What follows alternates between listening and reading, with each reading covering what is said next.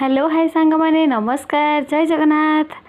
देखु सांग माने कथारे अछि ए मन खोजु थाए जहा काले प्राप्त हुए ताहा ताहा ही घटी मने मने जगह को दर्शन करी बोली क्या किसी न कही मन भितर रखी। देखु आम गाँटी आज खुशी रे फाटी पड़ुची कारण कालिया शांत आम गाँ को आसी।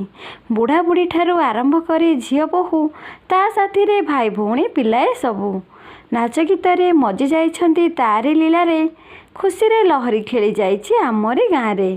काम धंदा छाड़ी सभी मिसी भजन कीर्तन जनान रे नाचिले मिली।